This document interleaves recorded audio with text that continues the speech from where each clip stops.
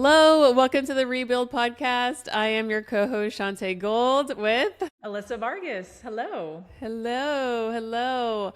I have a feeling we might have quite a few new listeners, so I just wanted to kind of give a small introduction on what this podcast is about, who Alyssa and I are, and why we even have this podcast. This is obviously called the Rebuild podcast, and the purpose of the podcast is to help mothers rebuild their body, health, and identity after kids, because as we all know, life completely changes after you have kids, and it's so easy to put your health, your mental health on the back burner for our children.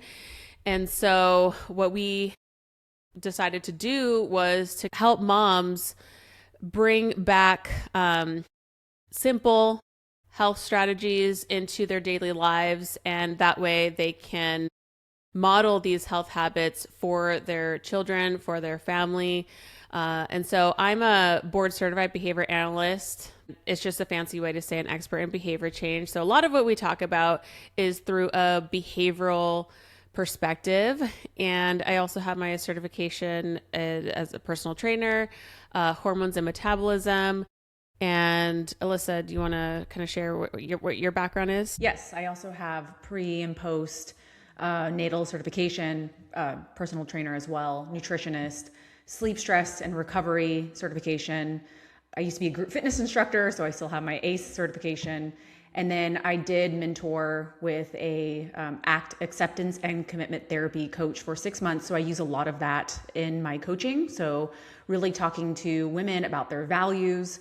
Something we strongly stand by is women leading the home. And we know a mother has a big impact on their family's health. After working with so many women, when they change their health, their husbands follow suit, and then their children, that is something that they pass down to their family. And I think a lot of women, we talked about this on earlier podcasts, grew up in the 90s diet culture, where it was keto and low carb and fat-free everything, and skinny models on Cosmopolitan and 17 magazine. And we grew up watching our families do Atkins diets and juice cleanses and, all of the diets. And so we want something better for our families. And something we talk a lot about on this podcast is how women can be an advocate in their household, leading their families through values, strength training, so focusing on how their bodies can be stronger, nourishing their bodies, fueling their bodies for energy, language around food. So when they feed their children, they leave their children with an empowerment around food and exercise. And so, if you go through some of our older podcasts, we talk a lot about how to design your environment, language around food, how to become stronger and lead your family's health. Yeah. And because we are mothers, Alyssa has two girls. She has a 5-year-old and a 2.5-year-old, and I have a 2.5-year-old son, and I have one on the way. And, because we are mothers, we are very passionate about kids' nutrition and family, home culture. And, we also like to throw in some hot topics that are we like to talk about. And today's podcast topic is near and dear to our hearts. It's essentially about abortion. And the reason why we're bringing this up is because, unless you've been living under a rock, you've heard by now the Jesse Ridgway and his wife pregnancy announcement, the YouTube content creators, and how they shared their decision to abort their baby after they have received a Down syndrome diagnosis. I have no idea who this couple is. I've never heard of them before this viral video, so I don't necessarily know what kind of content they typically put out, but I'm assuming that a reason why they shared their journey is because they are active on social media, they're lifestyle content creators. And so they shared their entire journey from the pregnancy announcement to the ultrasounds to the gender reveal, as everybody does. I've also been sharing my journey. They also had a boy, and Tell a little bit why this really struck you when you saw yeah. this program. So I saw it like right. I saw a story about it the day before it went viral. I didn't even think that it was going to go that viral, but Kevin sent me, Her husband. um, yeah, Kevin, my husband, sent me a story about it. And the reason why I felt compelled to talk about it was because we were literally in the same weeks of pregnancy. I believe that they were a week ahead of me and they were also having a boy. So, literally, exact same shoes, exact same situation, exact same weeks. It was really strange, actually. But they decided to read their NIPT results, which showed a high chance. And then later, they read the diagnostic results. So remember, the NIPT results isn't diagnosing anything. It's just telling you that you have a high chance of a Down syndrome diagnosis. And so they'll give you the option to either do a CVS test or amniocentesis. These are diagnostic testing tools to confirm whether or not your baby has Down syndrome. I did the CVS just because it's a lot sooner. So you can only get these tests, and this is the thing that makes the situation, well, I mean, to me, abortion at any time is very unfortunate, but the reason why this is so heavy is because all of the diagnostic testing for babies with genetic issues happen toward the end of the second trimester leading in. The end of the first trimester leading into the second trimester, and it takes about 2 to 3 weeks to receive your results. So you are finding out the diagnostic results well into the second trimester of pregnancy. So just to quickly go over the difference between CVS and amniocentesis, the CVS, which is what I got, extracts a small sample of cells from the placenta. They stick a catheter in your vagina and they use a different tool to kind of extract those samples. And then it's very uncomfortable, but the procedure lasts less than 15 minutes. And then the amniocentesis extracts a small amount of the amniotic fluid around the fetus via a thin needle inserted through the abdomen into the uterus. So that one is a little bit more invasive, and the amniocentesis is required to get it done between weeks 15 and 17, I believe. And that's the one they did. And that's the one they did. Okay. So you did CVS, and then they did amnions. Okay. Correct. Because you wanted the information sooner. I wanted the information as soon as possible because I found out on a Tuesday, and then I booked it for that Friday. But if I chose the amniocentesis, I would have had to wait like another 2 weeks to get it. Jeez. Yeah. Which, at that mental state, I was like, there's no way. Like, I just want to know now. Mm-hmm. So they chose the amniocentesis and they found out, I believe, around week 20. And then they scheduled for their abortion week 21. You guys, this week I'm 22 weeks. I feel my baby move inside of me actually, Elijah is so much more active than Isaiah was during my pregnancy, which I'm like, great. I'm going to have like 2 crazy boys. So it's crazy because I feel that, this is a baby. And he's moving and kicking, and I could just feel him throughout the day, but mostly in the morning and in the evening. But aside from that, which, we'll get into the abortion part later, he did go into some unhelpful ways of speaking about babies and people with Down syndrome. And in one of his posts, he kind of listed all the statistics of the health issues that happen. And, he was sharing all of these things as a way to kind of rationalize their decision. He said that half of babies with Down syndrome have heart defects, which is true.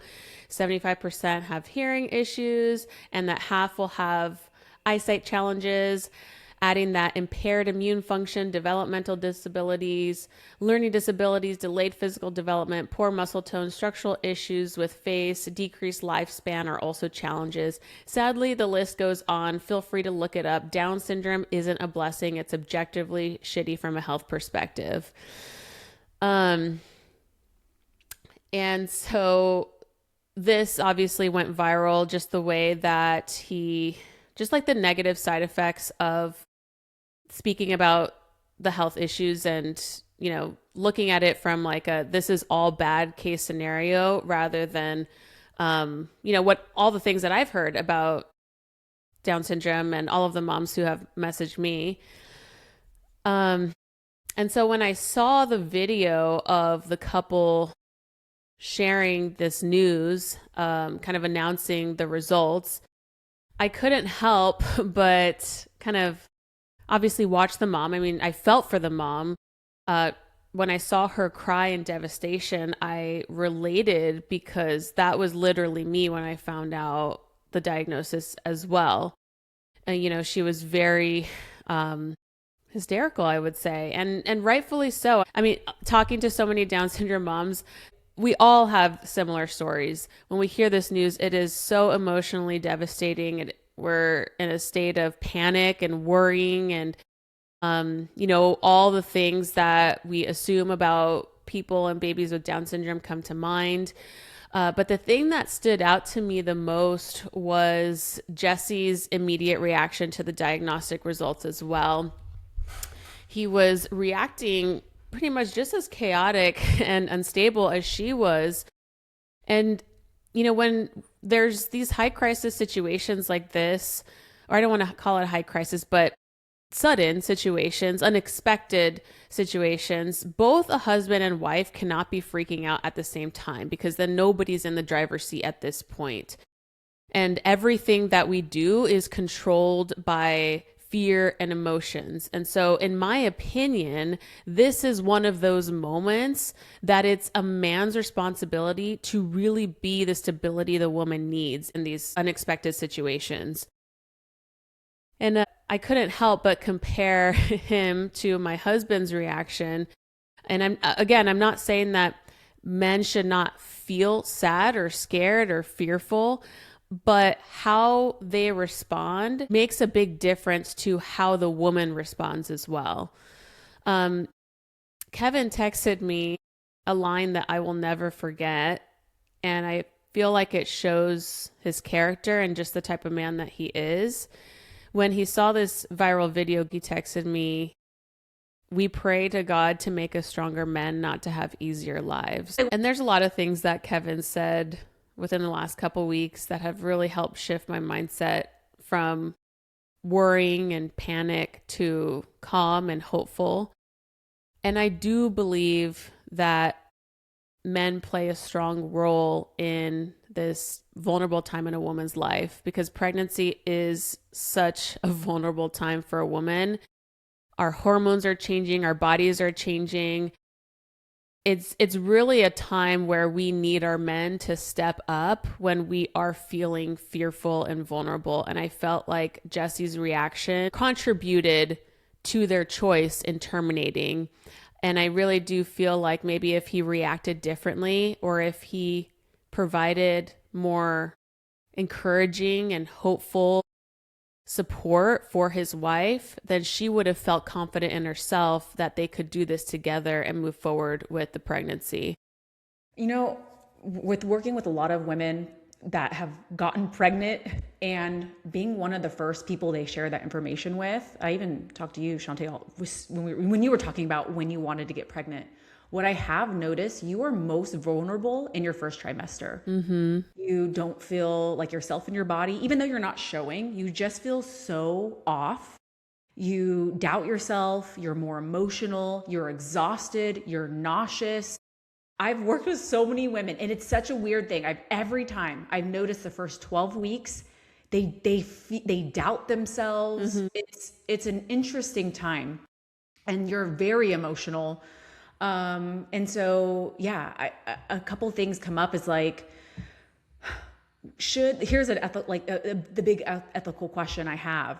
Should irreversible decisions be made in the middle of that kind of emotional storm? Like how much time should parents give to process a diagnosis like that before making a decision that can't be undone? A couple other things to consider is your baby can live outside of you around 22 to 23 weeks. Yeah. It is a full-on baby. So I remember when I was pregnant with Elena, I don't remember hearing this the first time with Camila, my oldest, but I remember specifically they said, hey, if you feel like you're having a miscarriage, go to the emergency room if you're 21 weeks or 20 weeks and under. If you're 21 or 22 weeks, you're going to go to the delivery room. That baby was on the verge of being able to live outside, a full-on baby that can survive on its own without being in the mother's body. Something to consider. Another thing to consider, around 20 weeks, anytime you're aborting a baby that late, you are delivering that baby. And I know maybe, I don't know if we want to go into what abortion looks like, but something to consider is I wonder what that conversation looks like with women who decide to terminate that late. I'm sure doctors have to give them all the information, but just keep in mind that when you're aborting a baby that late, you are delivering the baby. Yes. And before you deliver it, you have to kill the baby. And that's the challenging part that we are going to talk about today. These are uncomfortable laughs. Yeah, these are the uncomfortable. This is a very hard topic, you guys. Yeah, yeah. And before we get into what abortion actually is, I want to say that, Alyssa and I, we were both pro-choice for a really long time, and we have changed our stance on it. Especially me now, going through this same experience and kind of realizing what a woman actually needs in order to feel safe, to create life, and to be a parent. And I don't believe that abortion actually solves anything. I think it's a band-aid to a much deep-rooted issue that we need to have better conversations about. But I want to say that because we are talking about this topic and the complexity of it and the heaviness of it, it does not mean that there is no room for empathy and compassion for women who really do feel like they have no choice. And so I want to say that first, that we're not talking about this as a way to shame anybody. So if you're somebody who has had an abortion in the past, that's not, we're not trying to make you feel bad about any of that. I guess what I am hoping to achieve is to have an honest conversation about this, because I think this is what this unveiled, right? It wasn't just about speaking negatively about the Down syndrome community. And we're going to get into that as well, because all of the things that he said were very unhelpful and disgusting. And just the Down syndrome community was so devastated with a lot of the things that he was saying because they weren't actually true. And it just contributed to the fears around people with Down syndrome, right? But aside from that, there's the other layer of the conversation of, should abortion that late be legal? And there are so many states within the U.S. that have second and third trimester abortions. I mean, California is one of them. And so it touches on that ethical question of, should we be creating laws to protect life? And I think that is also something that's really contentious between pro-choicers and pro-lifers, that I wish pro-choicers would understand that being pro-life isn't about restricting a woman's right to choose. It's about protecting life, innocent life. And so here's another thing that I want to add before we get into it, is that Jesse and his wife really just expose what goes on behind closed doors every day, and what we have not only normalized as a culture, but glorified as a women's rights issue.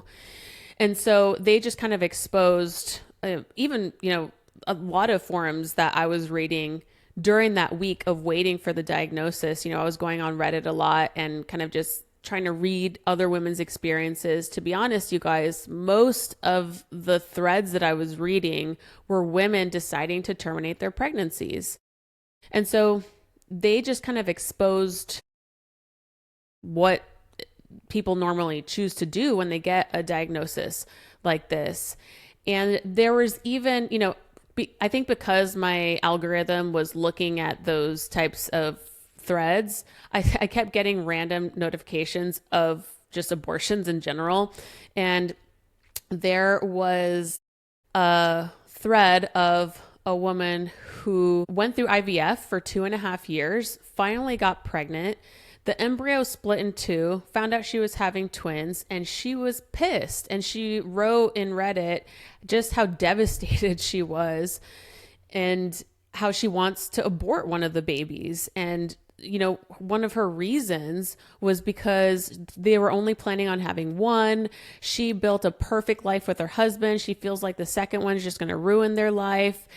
And I didn't read all of it. She wrote a very long thread, and it just kind of sounded like me, me, me, me, me, me, me, me, me, me, me, me, me, me, me. Very selfish and very self-centered, and her just like wanting to get rid of the problem because it was inconvenient to the life that she built for herself. And so that's another thing too. It's the tragic stories aside, we also have to recognize that there are women who are getting abortions for no freaking reason aside from their selfish desires. And I have to, it bothered me because I'm like, wow, here you are trying to get pregnant for 2.5 years. You were blessed with twins, and now you want to abort one of them because it doesn't fit the lifestyle that you created. That makes me very uncomfortable. And I cannot support something like that. Yeah, when this went viral, I started looking at some of the comments under his 3 pinned post. I think it was like the pregnancy announcement, the dog that he saved, like his dog had cancer, and I think they were doing treatment, and he lived another year, and so they were celebrating that. That was pinned. And then I feel like one other thing was pinned. Oh, her announcing her pregnancy. And I went and was kind of looking at the top comments, and I was actually pretty surprised that a lot of them were actually messaging, hey, my son has Down syndrome. He's not a tragedy. He's not a burden. He's a gift. Oh, my brother has Down syndrome. He has a full life. He, like all of the things you mentioned about what limits that a Down syndrome person is not true. There were some other post. I'm actually going to read this one. I thought this was good. This was by Hey Big Matt, and it said, I think the saddest lies in our culture is, quote, not everyone is up for the challenge. Maybe not at first, but that's the point. Parenthood grows you. You don't become stronger before the storm. You become strong by learning how to stand inside of it. A skilled sailor is not made in calm waters. And a parent is not made only accepting the children who make life easy. And so, yeah, there was some fantastic comments under his post from the community coming out and just saying their 2 cents. I think we live in an age where things are just so easy. We have Amazon delivered within a couple hours. We have DoorDash.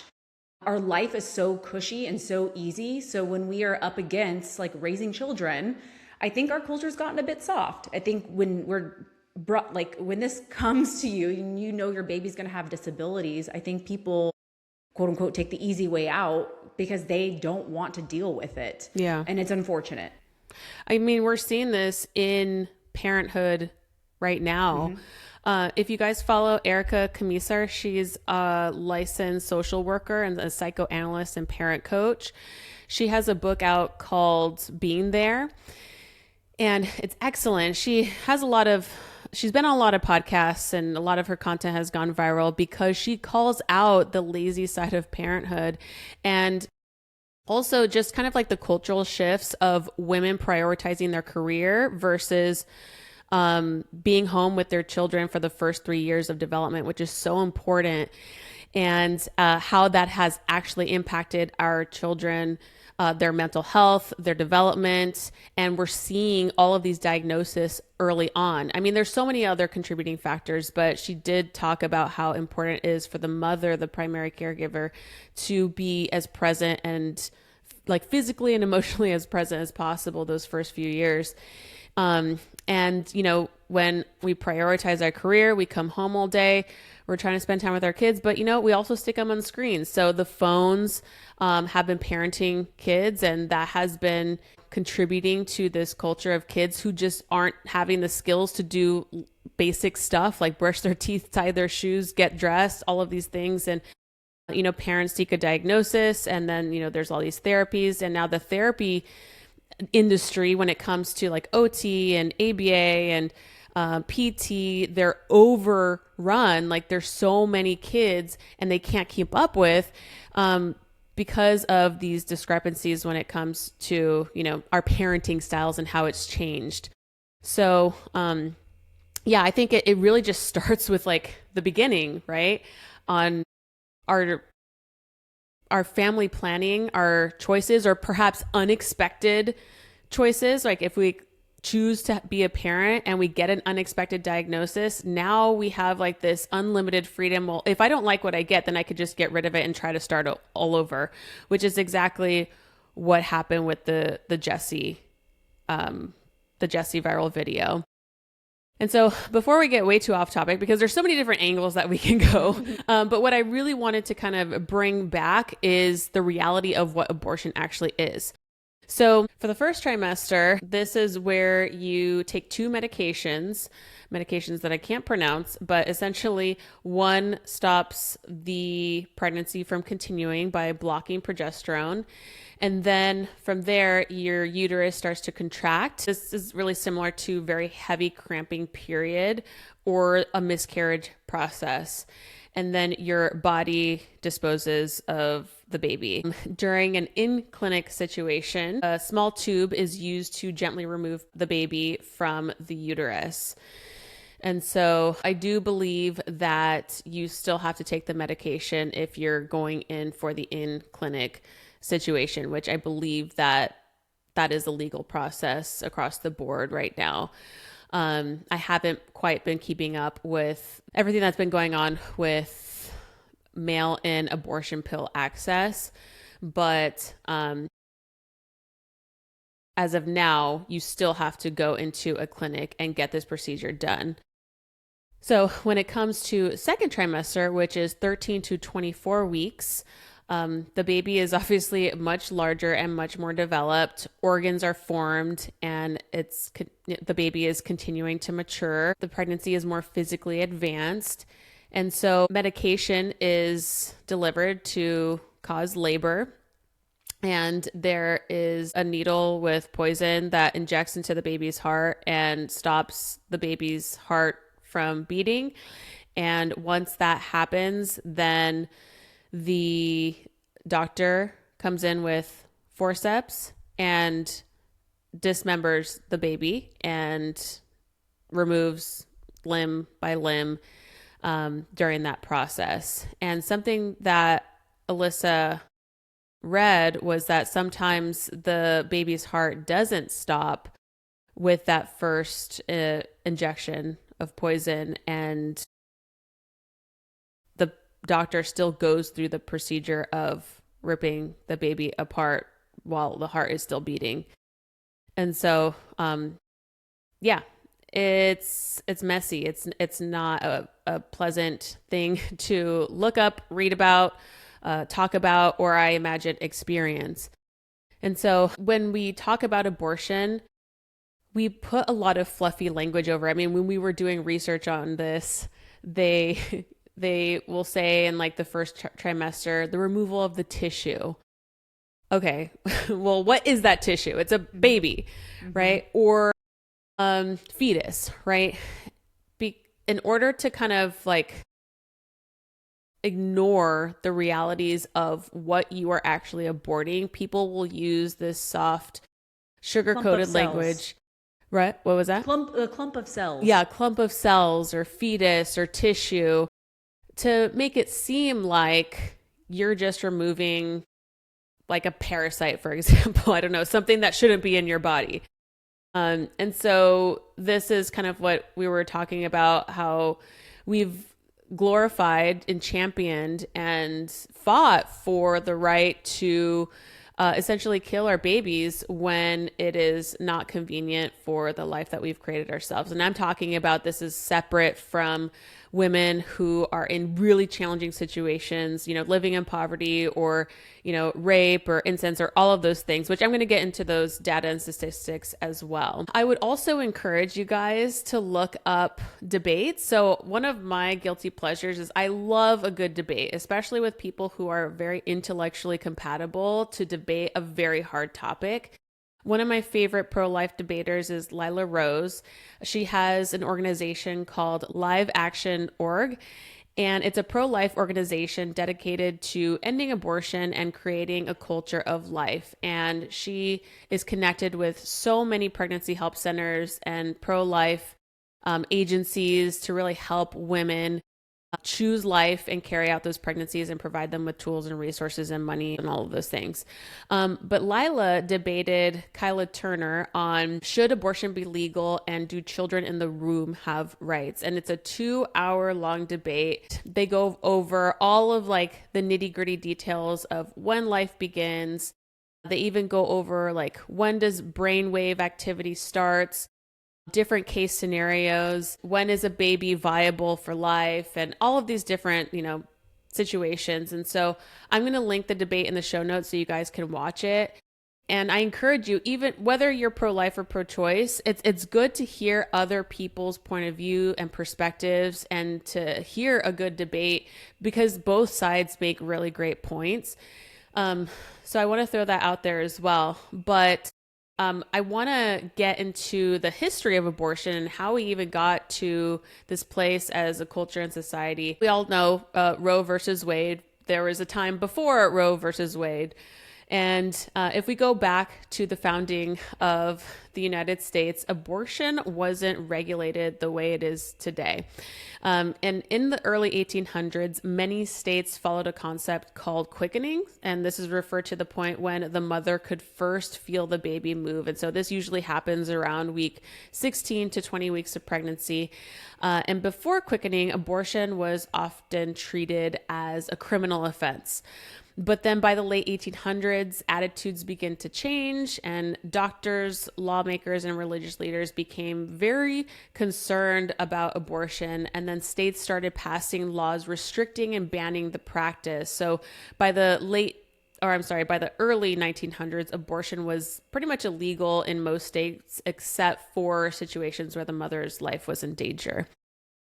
And then for roughly 100 years, that was the legal norm in America.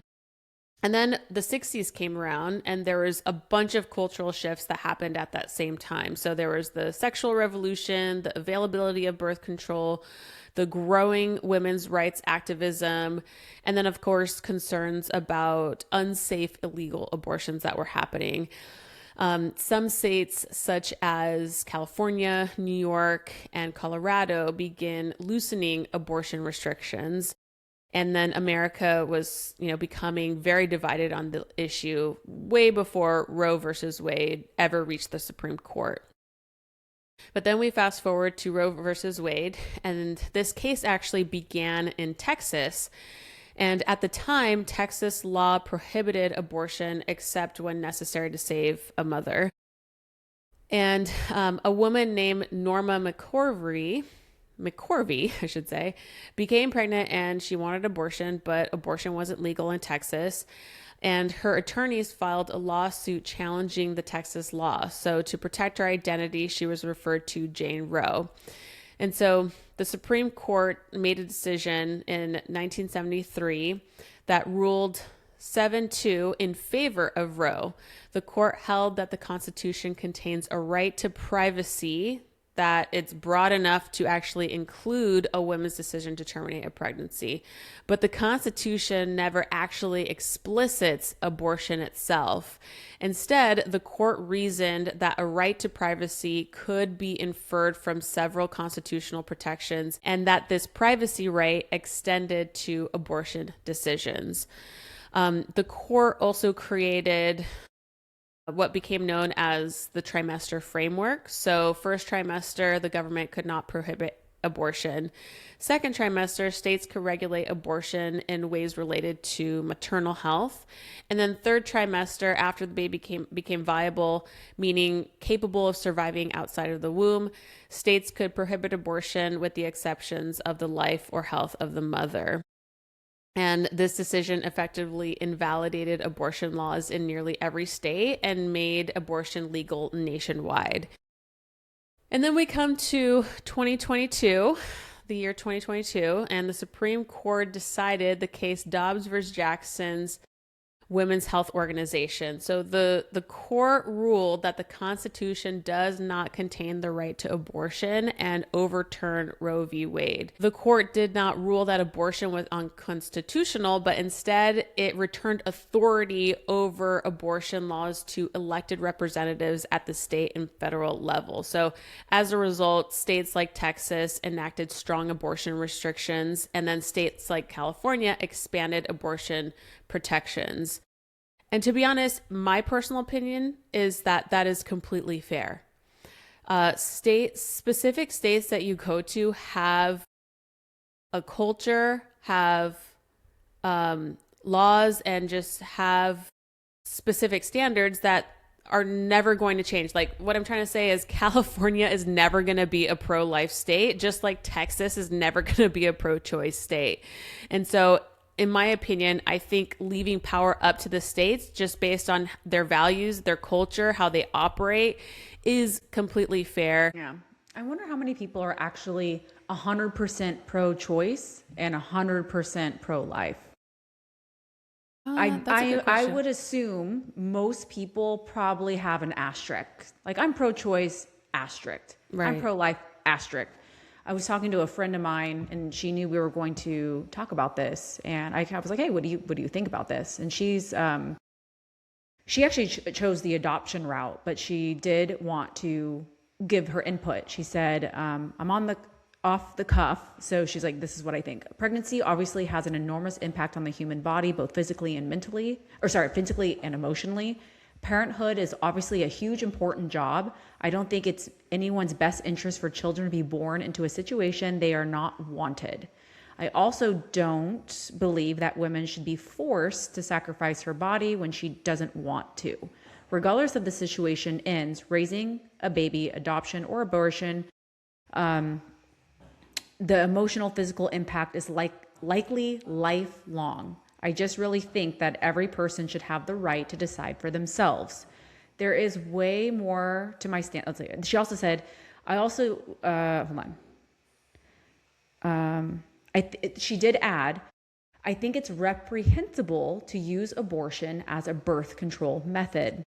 There are many aspects to abortion I don't love, but at the end of the day, I think a woman should have the right to dictate and choose." I heard her message, and I did send her a couple questions back. I'm like, these are rhetorical. Don't feel like you have to answer them. But I did ask, should abortion only be allowed in certain circumstances, and why those circumstances?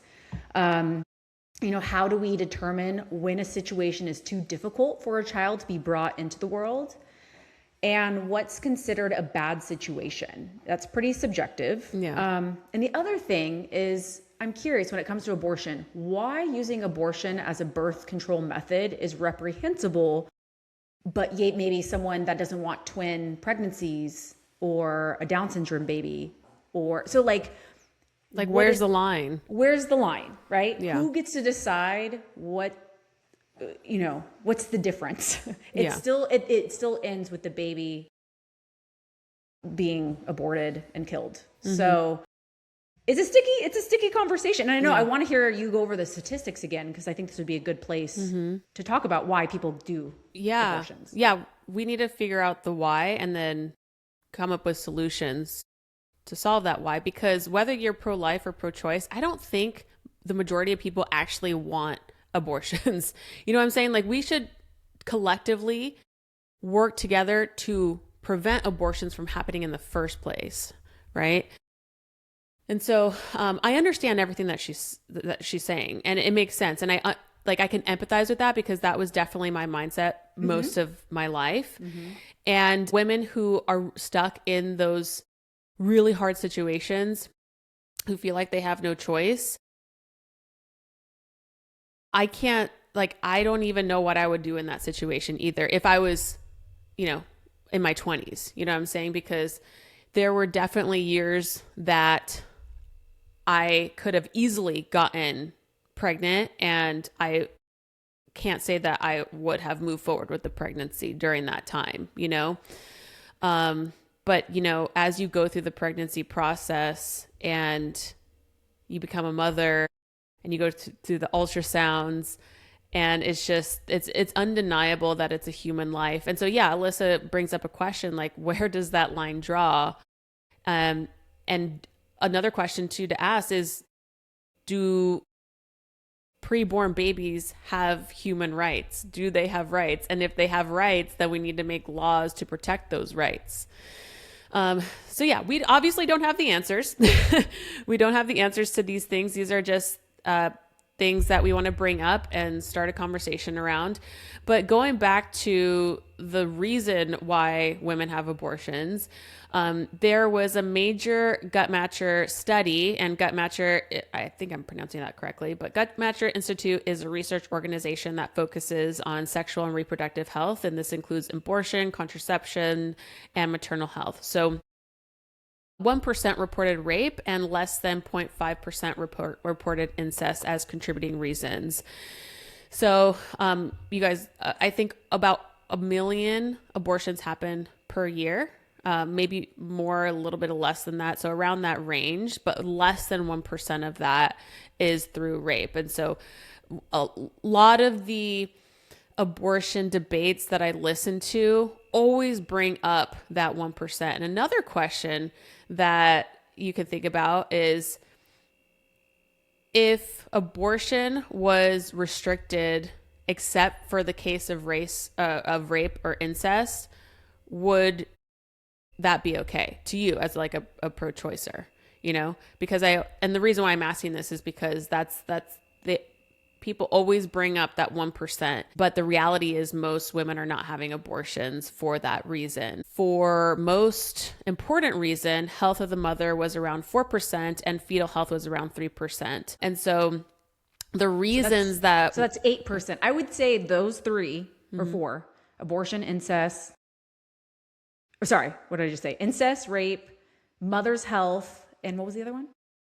And fetal health. So genetic conditions. Like they're gonna die in the womb. You know. Okay. I would say those are the most stated when anyone talks about abortion. Those are the most stated, and that's what, 8%, right? Total. Yeah, total. Okay. But the reasons most frequently cited were women's education, work or ability to care for dependents. And so those two combined were around 74%.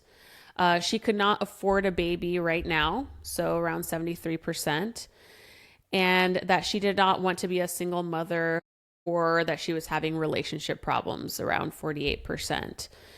And nearly 4 in 10 women said that they had completed their childbearing years, and almost 1/3 were not ready to have a child. So fewer than 1% said their parents or partners' desire to have, for them to have an abortion was the most important reason. So it seems like the bulk of the reason why women are having abortions is because of work, education, done with having kids, and then the younger ones were unprepared to transition into motherhood. So yeah, that's tough, right? Because it goes back to what Alyssa and I were talking about, how we've created a self-centered culture. And so how can we come up with solutions to help women feel confident with carrying out a pregnancy during pursuing higher education or career goals?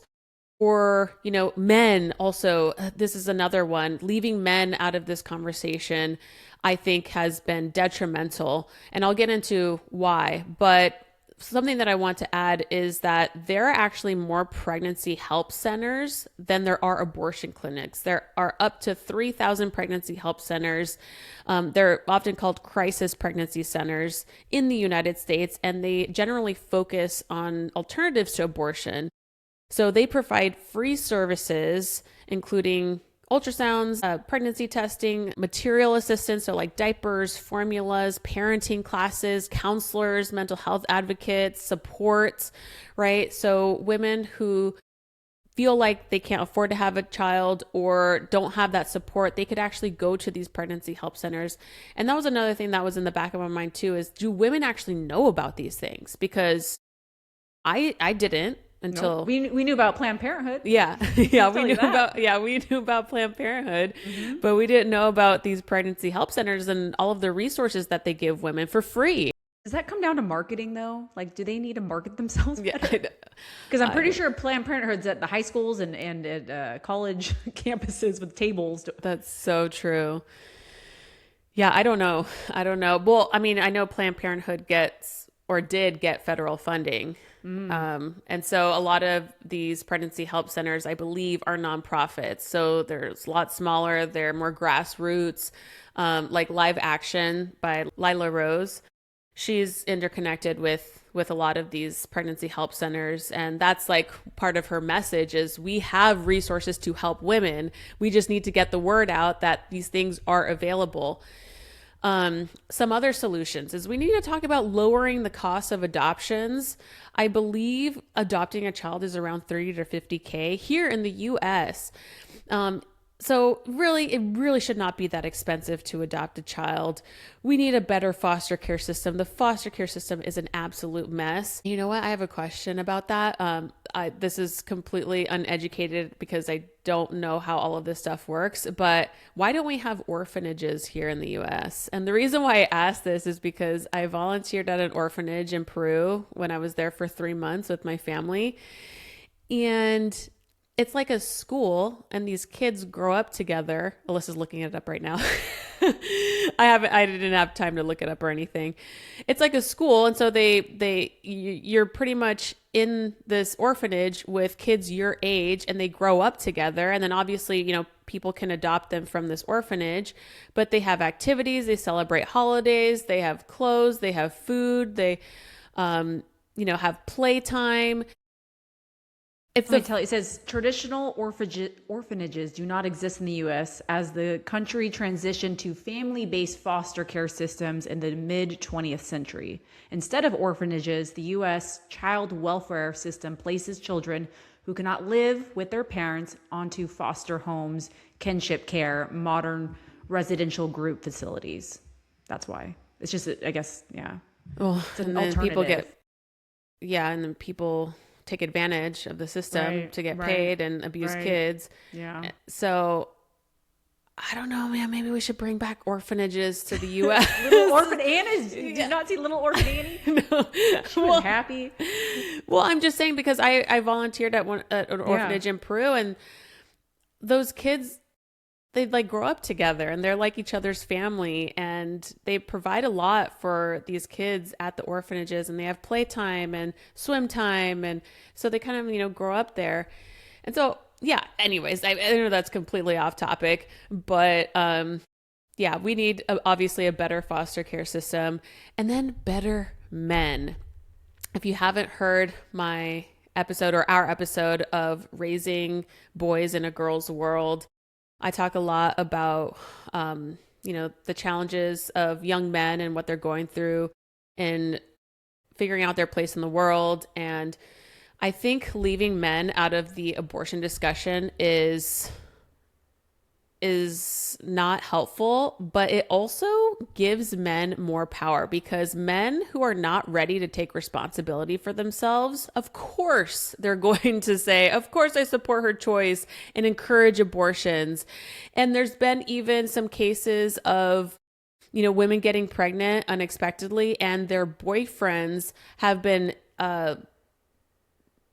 giving them the abortion pill unknowingly to have an abortion. And so that's one of, the reasons pro-lifers are advocating against it, because there are going to be men and people out there that abuse it. And so this kind of goes back to what I was saying earlier in this episode about men who have strong values, strong standards, and the responsibility of taking care of women and making them feel safe. I truly believe that if, let's just say, we go back to these reasons on why women are terminating because of education, because of work, or, because it's just not the right time. Imagine if their person that they're sleeping with, whether it's, a temporary partner or a boyfriend or somebody that they might marry in the future. Imagine if they said, no, we can do this together. I'll provide financially. I'll do whatever it takes. I'm going to support you. I'm going to be there for you. We can actually do this, and empowering the woman to believe that, okay, we can do this together. I have a support system. I have that. There is a role that men can play in this situation. And I don't believe that leaving men out or saying that they have no say in this process is actually helping humanity. And as a boy mom, I've thought a lot about this and how I want to raise my boys and how I want them to learn their responsibility in taking care of women and protecting women, even when things don't go their way, which means that if they impregnate a woman, obviously, preferably a girlfriend, they make sure to reassure her that he will be with her. He will take care of the baby. He's committed to being a father, both financially and emotionally, and he has a support system for her, AKA me, the family, and we will work together to protect them, because I believe that women are less likely to get an abortion if they actually feel safe and taken care of. Yeah, I think underneath this conversation is a much big cultural question, and that's what you're kind of getting at, right? Is this actually about the laws we have in the US, or is it how much we've built around what motherhood means? Like our current culture views how does our current culture view long-term commitment in marriage, right? We've seen that declining. The divorce rates, how we talk about motherhood. Is it framed as beautiful, or is it overwhelming and miserable and ruins your body and your life, right? How involved men are with the pregnancy conversation. It's my body, my choice, or is it, hey, yes, it's my body, but it's our baby. And then what exists as far as support? Are women feeling scared, alone, unprepared? I think, again, we've talked about this in other episodes, is how women can do it all. We're independent. We can, have our cake and eat it too. But in the end, we are emotional and we are vulnerable, and we can do it all, but we don't want to do it all. We're not designed to do it all. We're not designed to do it all. Okay. And so I think some of us might think, oh, if this baby is going to make me weak, I'm not going to be able to support it on my own. But this is where it's so sad, because as the US, we've really focused on the individual. And we live in our own houses by ourselves in suburbia, and we have the most access. We have social media at our fingertips. We can call anyone from around the world, yet we're so alone. We have little support. People are moving across the country, right, to pursue jobs, when in the end, what really matters is your community, your family. And so, yeah, I think that's the overarching theme here is how do we talk about motherhood, and what kind of culture are we building, and can we turn it around? And again, it starts in the home and what we believe and how we want to raise our family. And so hopefully this conversation sparks something to bring up with your family and how you want your family dynamic to be, and what values you want to pass to your children. Yeah. Because ultimately we can't sit around and wait for laws to change. We have to create the culture that we want to see in our homes. So yeah, thank you guys so much. This was a hard topic. It was hard for Alyssa and I to talk about, for sure, on introducing certain things and how to say it and not wanting to offend anybody. But I know that, you can't, offense is unavoidable with stuff like this. And, part of who we are and our brand is having hard conversations, even if it makes us feel uncomfortable. So thank you so much for listening. Would love to hear your thoughts. If you want to shoot us a message on Instagram just to kind of share your thoughts, whether you agreed with it or not, or your opinion, would love to hear from you. But yeah, we will see you next time. All right. Thank you. Bye. Bye.